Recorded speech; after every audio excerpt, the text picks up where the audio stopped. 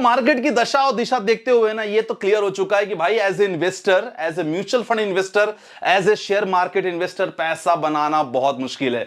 कल की तेजी क्या थी थोड़ी सी, और काफी लोग खुश हो गए थे कि भाई ट्रम्प साहब आए हैं हमारे लिए खुशियां लेके आए हैं, लेकिन एक्चुअली ऐसा हुआ नहीं। उन्होंने स्टेटमेंट में एक ऐसा पॉइंट कह दिया है जिसके कारण मार्केट ने आज रिएक्ट किया और आज मार्केट में अच्छी खासी गिरावट देखने को मिली।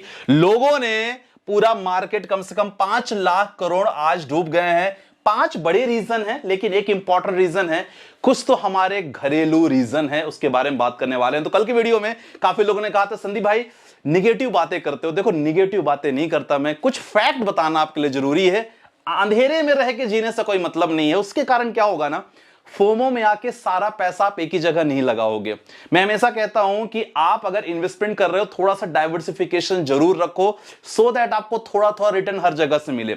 हमेशा मैंने रिसेंटली गोल्ड की बात की थी, हमने रिसेंटली बात किया था कि आप कुछ मिड कैप लार्ज कैप में इन्वेस्ट करो, कुछ फ्लैक्सी कैप इन्वेस्ट करो, लगातार हमने बात किया था।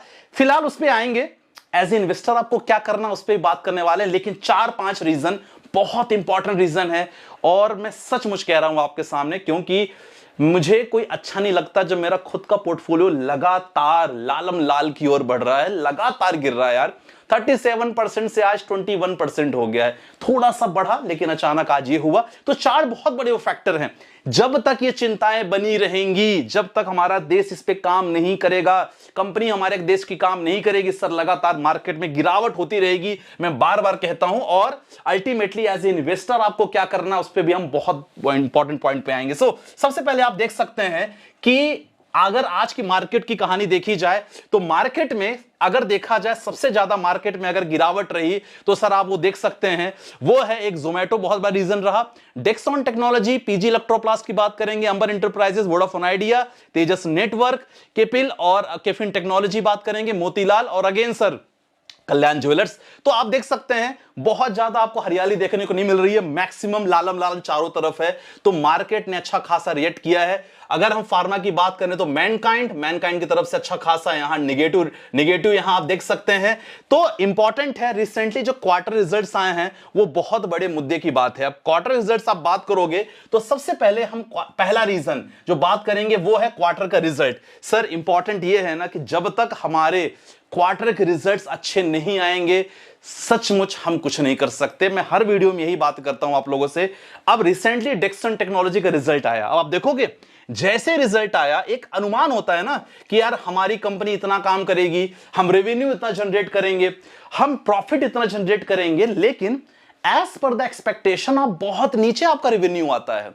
मतलब आपने कुछ दिन पहले कह दिया था कि सर हम ऐसा करेंगे, लेकिन वैसा होता नहीं है। 10 से 20% आपका जो भी अनुमान था, जो आय के अकॉर्डिंग, मतलब आपका अनुमान था कि मेरी आय इतनी होगी, है ना, मेरा इतना प्रोडक्शन होगा, लेकिन ऐसा हुआ नहीं। करेक्ट। अब उसके वजह से देखो, ये तो मार्केट की कहानी हम बाद में बात करेंगे, लेकिन उसके वजह से आप देखो डेक्सन टेक्नोलॉजी 14%, एक दिन में 14% की गिरावट इस कंपनी में हुई।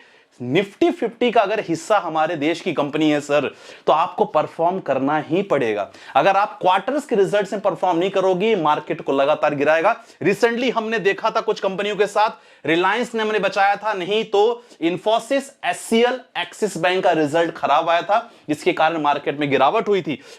डेक्सॉन टेक्नोलॉजी आप देखो कोई कंपनी खराब नहीं है, लेकिन इंपॉर्टेंट है अगर 5 सालों का देखो रिटर्न 1690% का रिटर्न डेक्सॉन टेक्नोलॉजी ने दिया है, लेकिन एक क्वार्टर रिजल्ट ने खराब किया। रिसेंटली जोमेटो को लेकर बात करें, कंपनी अच्छी है फूड डिलीवरी में, लेकिन देखो यार आप जोमेटो में 10% गिरावट आज जोमेटो में देखने को मिली। अब अगर लॉन्ग टर्म इन्वेस्टर हो तो जोमेटो में होल्ड रख सकते हो, रिकमेंडेशन मेरे कुछ नहीं रहेगी, लेकिन फंडामेंटल ठीक ठाक कंपनी है जोमेटो को लेके बात करेंगे तो। अब अगर बात किया जाए सेम, ये मैं क्वार्टर के रिजल्ट्स आपको बता रहा हूं कि कुछ कंपनियों के कारण आज मार्केट गिरा, ये क्वार्टर के रिजल्ट्स हैं। अब देखो इनके क्वार्टर के रिजल्ट्स, ओबेरॉय रियल्टी की बात करोगे देखो लगभग 8% गिरावट यहां भी आएगी। कंपनी के बारे में बात करोगे तो पिछले 5 सालों में 227% का रिटर्न रहा। तो 2-3 कंपनियां जिनके क्वार्टर के रिजल्ट खराब रहे, इसीलिए मार्केट हमारा धड़ाम से गिरा। और इंपॉर्टेंट और मैं आपको बताने वाला हूं, ट्रम्प साहब ने एक बहुत बड़ा स्टेटमेंट दिया है, और वो स्टेटमेंट बहुत बड़ा रीजन है मार्केट को गिराने का। ये तो हमने बात कर लिया। और जब तक यहां इंप्रूवमेंट नहीं होगा तब तक बहुत मुश्किल है। 1-2 दिन में एचडीएफसी बैंक के भी रिजल्ट आने वाले हैं, अगर वो खराब हुआ तो मार्केट में दशा और दिशा दोनों खराब हो सकती है। बिल्कुल रेडी रहना। मोस्ट इंपॉर्टेंट तो पहला रीजन था। दूसरा इंपॉर्टेंट रीजन जो ट्रम्प साहब खेल गए कल, ट्रम्प साहब ने कहा कि जो कंट्री ब्रिक्स के दायरे में आती है, देखो ब्रिक्स एक समुदाय है, एक समूह है जो इंटरनेशनल मार्केटिंग को लेकर जाना जाता है। मतलब देखा जाए कि जो भी कारोबार इंटरनेशनल लेवल पे होते हैं तो इसमें 5 कंट्री को मिला के बनाया जाता है, जैसे BRICS। तो ट्रम्प साहब ने कहा कि अगर आप हमारे इंटरनेशनल मार्केट में अगर आप हमारे डॉलर को प्राथमिकता नहीं दोगे तो सर टैरिफ रेट हम 100% बढ़ा देंगे। कल का स्टेटमेंट था इनका। तो ये मार्केट ने इतना गंदा रिएक्ट किया इसको कि अगर 100% टैरिफ रेट हो जाएगा तो सर कंपनी का रेवेन्यू तो बिल्कुल ना के बराबर हो जाएगा, कंपनी को ज्यादा पे आउट करना पड़ेगा। एग्जैक्टली। सो अगर ब्रिक्स की बात करें तो Brazil, Russia, India, China, south Africa, ये एक्चुअली 5 कंट्री का शॉर्ट फॉर्म लेके बना हुआ है। और ट्रम्प साहब ने ये कहा कि भाई साहब अगर आपने हमारे डॉलर को लेके अपना इंटरेस्ट कम दिखाया इंटरनेशनल मार्केट में तो सर हम टैरिफ जो हमारा रेट है ना, जहां 20-30% की बात हो रही है, सर हम यहां लगभग 100% तक कर देंगे। तो टैरिफ अगर 100% हो गया तो कंपनियां कहते हैं ना कि मुनाफा आपका ना के बराबर हो जाएगा।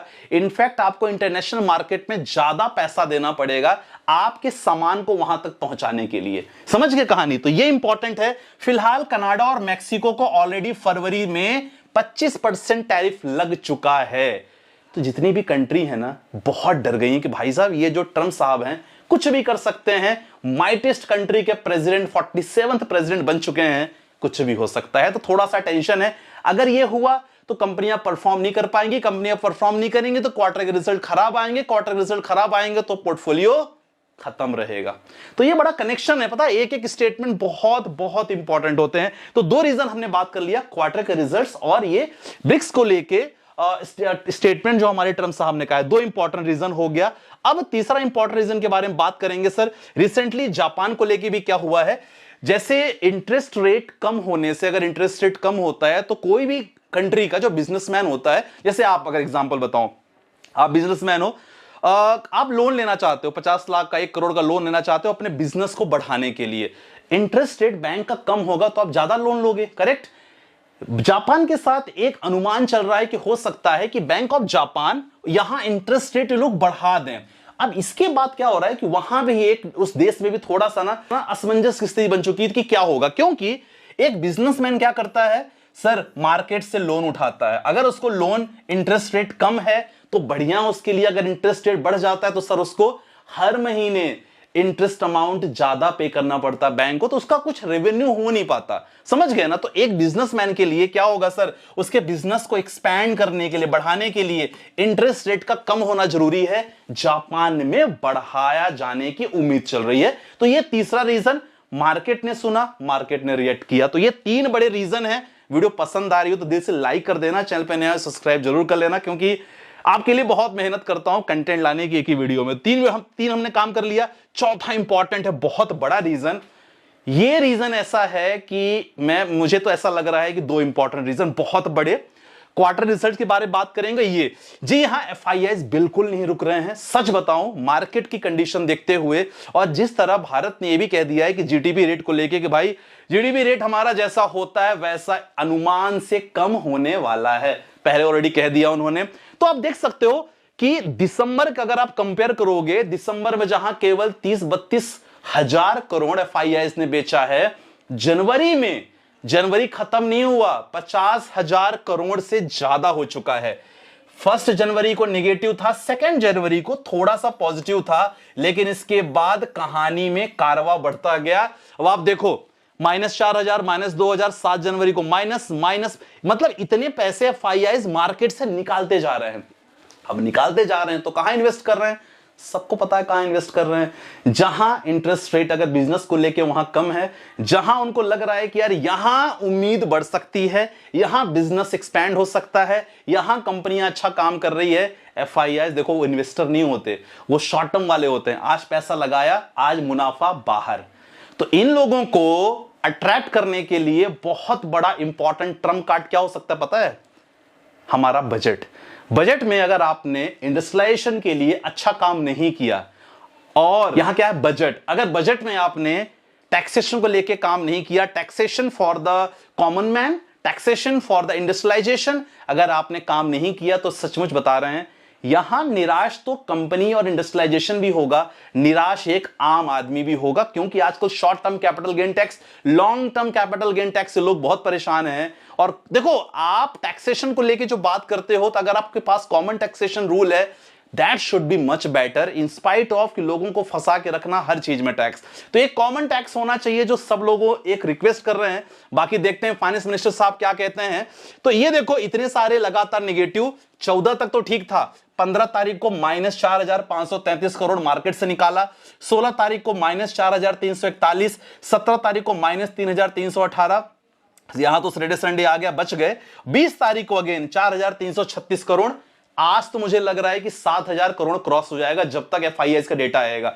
ये बहुत ही टेंशन की बात है और ऐसे टेंशन में अगर ये कंटिन्यू बना रहा तो सच बता रहा हूं इस मार्केट में ना पैसा बनाना सचमुच बहुत मुश्किल है एज इन्वेस्टर। हां ट्रेडर्स के लिए चांदी है, तो हम लोग लगातार ट्रेडिंग सेशन कर रहे हैं, तो डिस्क्रिप्शन पे लिंक है, आप वहां का बिल्कुल हिस्सा बन सकते हो, पूरा डिटेल आपको मिल जाएगी। तो ट्रेडर्स के लिए डेफिनेटली चांदी है, मार्केट गिर रहा है तो पुट पे खेल रहे हैं, मार्केट उठ रहा है तो कॉल पे कर रहे हैं, तो अलग बात है, लेकिन एज इन्वेस्टर थोड़ा सा चिंता की बात जरूर है। तो ये इंपॉर्टेंट हमारा चौथा पॉइंट हो गया। पांचवा इंपॉर्टेंट पॉइंट क्या रहेगा? जी हां, एक लाइन में बोलूंगा बजट को लेके, बहुत उम्मीद है केवल हम बात कर रहे हैं यहां टैक्स को लेके। अगर आपने टैक्स में अच्छा काम किया मुझे लगता है कि FIIs वापस लौट के आएंगे। अगर आपने इंडस्ट्रीज में जितने भी टैक्सेस लगते हैं उसको लेके अगर आपने कुछ अच्छा काम किया, कुछ भी अच्छी खासी स्टेटमेंट दिया, अगेन FIIs वापस आते दिखेंगे।